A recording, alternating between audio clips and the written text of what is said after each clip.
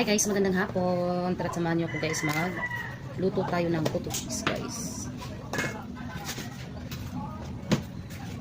Ito yung una kong ginagawa guys pag ako nagluluto ng puto cheese. Itatakal ko ako guys. Ilalagay ko po siya sa measuring cup.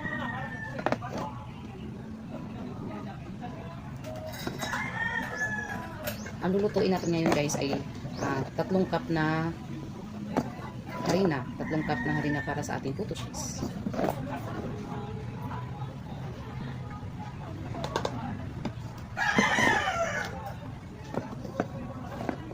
Ayan. Para saktong-sakto yung sukat natin. Yung sukat ko talaga siya guys. Para pag tayo may order, alam na natin kung ilan po ang ating lulutuin. Tapos, meron ako itong sasalain natin guys yung harina para walang buo-buo yung ating puto cheese. Para hindi yung magbubuo yung harina doon sa puto cheese. Sasalain muna natin siya guys. Oh, harina.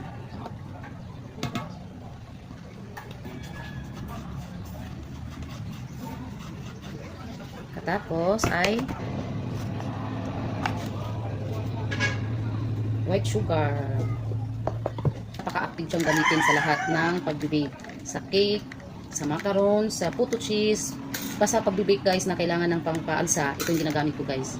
Tapos, saka ko lang siya binubuksan pag ginagamit ko na. Kasi pag meron dito sa lagay, pag-aabot po siya ng ilang linggo, tapos lagi ko nagbubukas dito, baka hindi na po active ang ating kalumit. Kaya dito po siya, dito muna siya sa lalagyan niya. Tapos i-transfer ko siya dito guys.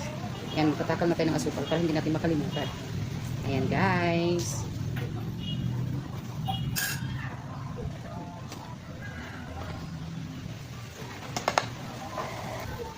Asukal ay ang ating baking powder. Asa pa siya? Ayan, lalagay na tayo ng baking sa lalagyan. Ayan guys, nilalagay ko na siya dito sa lalagyan. Tatakan muna natin. At mag-i-apron tayo dahil baka merong makapanood sa ating video sasabihin ay hindi malinis ang ating ginagawang tinda. Ayan, meron akong apron dito guys. At magsisimula na tayo guys.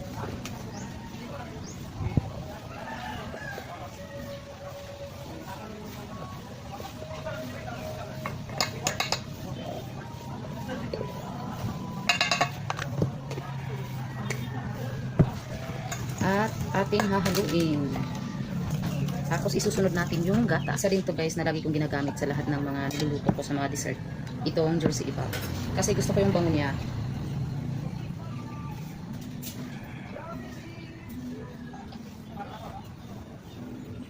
Yan, pag kulang tayo ng konting gatas, di kasi masyadong puno. Lalagyan natin konti na